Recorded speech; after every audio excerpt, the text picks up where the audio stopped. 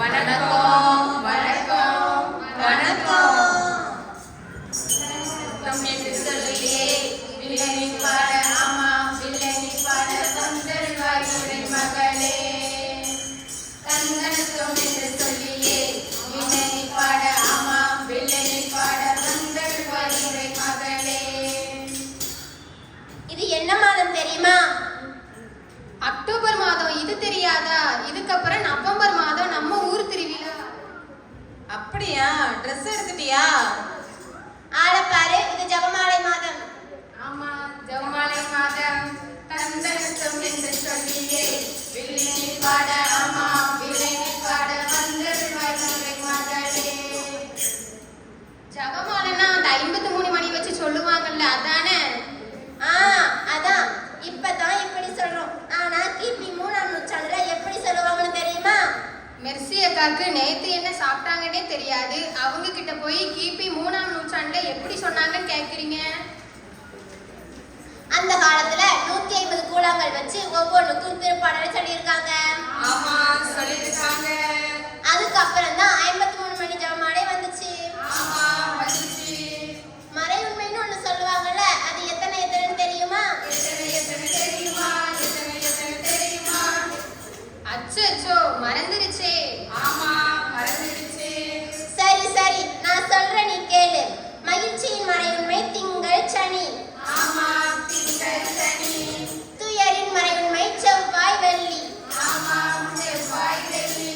மாட்சியின் மறை உண்மை புதன் ஞாயிறு. ஆமா புதன் ஞாயிறு. ஒளியின் மறை உண்மை வியாழக்கிழமை. ஆமா வியாழக்கிழமை. தந்தனத்தம் என்று சொல்லியே வில்லனி பாட ஆமா வில்லனி பாட வந்தருவாய் உரை மகளே. சரி சரி, 4 மறை உண்மைன்னு சொன்னீங்கல, அப்படின்னா என்ன கொஞ்சம் சொல்லுங்களேன். சரி சரி, சொல்றேன். மகிழ்ச்சியின் மறை உண்மையை பத்தி பார்ப்போமா? ஓ பார்க்கலாமே. முதலாவது, கபிரியேல் தூதர் தேவாண்ணைக்கு மங்கள வார்த்தை சொன்னது. ஆமா சொன்னது. எங்க சொன்னாங்க? எப்படி சொன்னாங்க?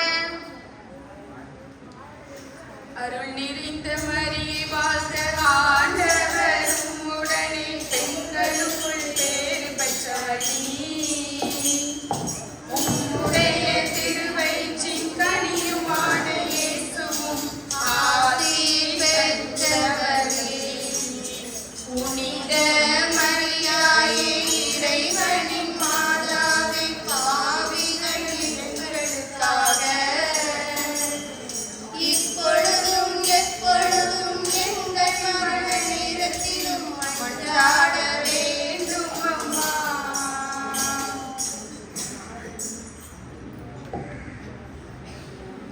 இரண்டாவதாக, தேவமாதா எலிசபெத்தை சந்தித்தது. ஆமா சந்தித்தது. அவங்க ஏற்கனவே கருவுற்றுதானே இருந்தாங்க. ஆமா, இருந்தாலும் அவங்க கடவுள் மீதும் மரியம் மீதும் கொண்ட பேரன்பு 40 நாளா அவங்களோட இருந்து உதவி செய்த பேரன்பு. ஆமா பேரன்பு. மூன்றாவதாக, இயேசு பிறந்தது. ஆமா இயேசு பிறந்தாங்க. வீற்றிருக்கும் தேவ மைந்தனா சிங்காசனம் வீற்றிருக்கும் தேவ மைந்தனா இங்கு பங்கமற்ற பசுந்தொட்டியில் படுத்திருக்கிறார். இங்கு பங்கமற்ற பசுந்தொட்டியில் படுத்திருக்கிறார். சரி, நீங்க எங்க பிறந்தீங்க? நாங்க ஹாஸ்பிட்டல்ல பிறந்தோம். ஆமா பிறந்தோம். நான்காவதாக, இயேசு கோவிலில் காணிக்கையாக ஒப்பு கொடுத்தது. ஆமா ஒப்பு கொடுத்தது. தந்தோம் கர்த்தாவே ஏற்றுக்கொள் என்னையே இப்போது. கண் கொண்டு பார் கடவுளின் மகனே காணிக்கையா தந்தாய் நீதானே. காணிக்கை தந்தோம் கர்த்தாவே. என்னது? பிறந்த இயேசுவை எருசலேம் கோயில காணிக்கையா ஒப்பு கொடுக்கப்பட்டாங்களா? ஆமாம், யோசேப்பும் மரியாவும் இயேசுவை எருசலேம் கோயிலுக்கு கூட்டிட்டு வந்தாங்க. ஆமா வந்தாங்க. ஐந்தாவதாக, 12 வயதில் காணாமல் போன இயேசு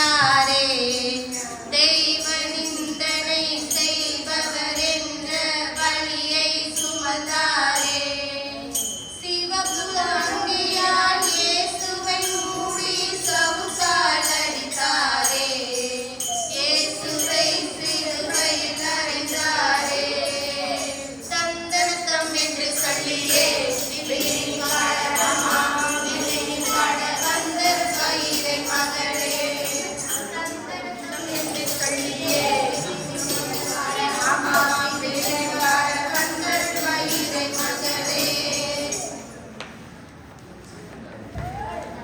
ஹெலன், நேத்து உன் தங்கச்சியை ஏறி மிதிச்சியே, அவளை மன்னிச்சியா? ஆமா மன்னிச்சியா? நான் எதுக்கு அவளை மன்னிக்கணும்? அதான் இயேசு மன்னிக்க சொன்னாங்கல்ல, இனிமேலாவது எல்லாரையும் மன்னிக்கணும்.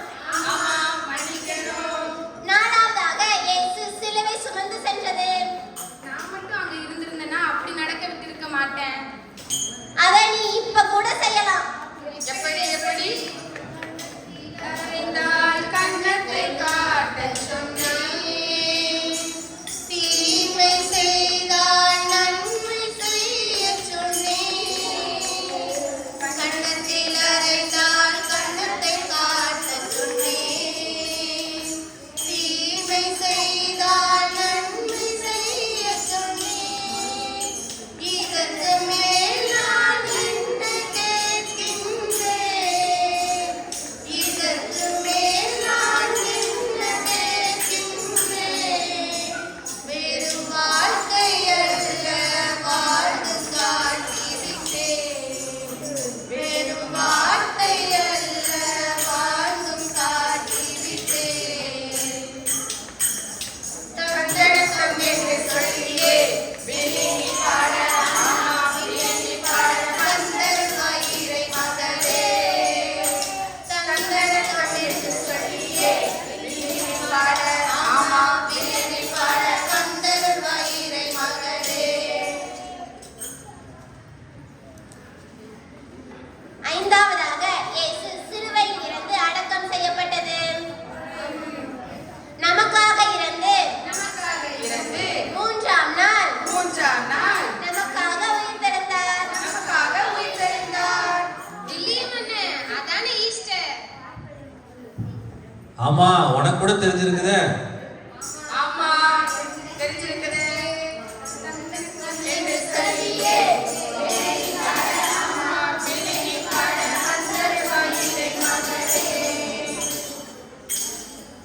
நம்ம மூன்றாவது மறைவுண்மையை பார்ப்போமா? வேண்டான்னு சொன்னா விடவா போறீங்க? ஆமா விடவா போறீங்க?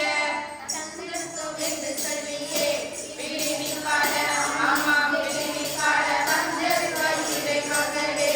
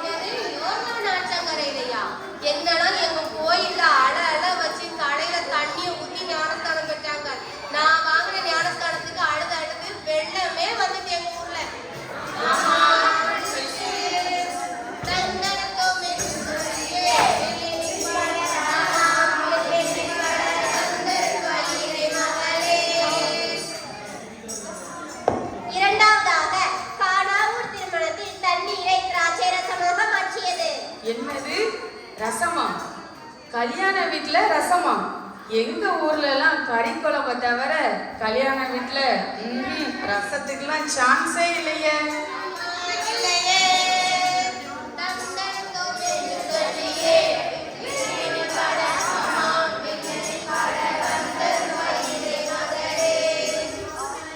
மூன்றாவதாக இயேசு இறையாட்சியை அறிவித்தது. ஆமா, அறிவித்தது. என்ன அறிவிச்சாங்கன்னா இயேசு இறையாட்சி நெருங்கி வந்து விட்டது. இறையாட்சி நெருங்கி வந்து விட்டது. மனம் மாறி நற்செய்தியை அறிவியுங்கள். என்ன அறிவிப்பீங்களா? கண்டிப்பா. நாலாவதாக இயேசு தாபோ மலையில் உருமாற்றம் அடைந்தது. ஆமா, உருமாற்றம் அடைந்தது. உருமாற்றம்னா எப்படி? முகம் சூரியனை போலாக, முகம் சூரியனை போலாக, ஆடைகள் வெண்மையாக. மோசே மற்றும் எலியா ஆகியோர் இயேசுவுடன் தோன்றினர். ஐந்தாவதாக இயேசு நற்கருணையை ஏற்படுத்தியது. நற்கருணைனா என்னது? நற்கருணை என்பது ஆண்டவரின் அன்பு. பாவிகளை மன்னிக்கும் ஆற்றல். அப்புறம் அது யாருக்கு கிடைக்கும் சொல்லுங்க பாப்போம்.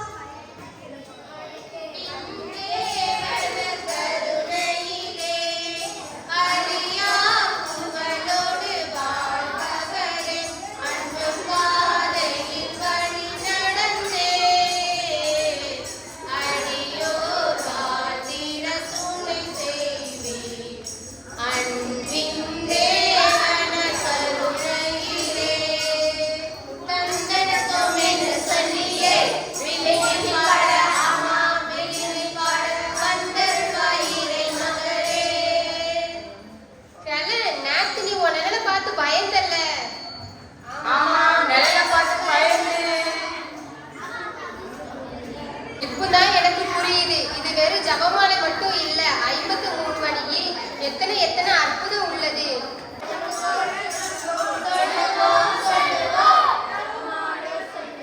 ஜெபமாலை சொல்லுவோம். வராது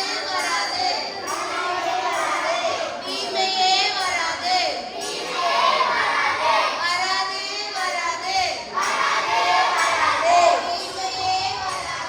தீமையே வராது. சொல்லுவோம். ஜெபமாலை சொல்லுவோம்.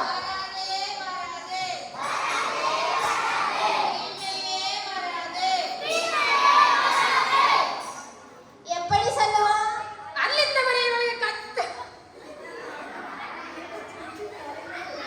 அப்படிதான் சொல்லக்கூடாது.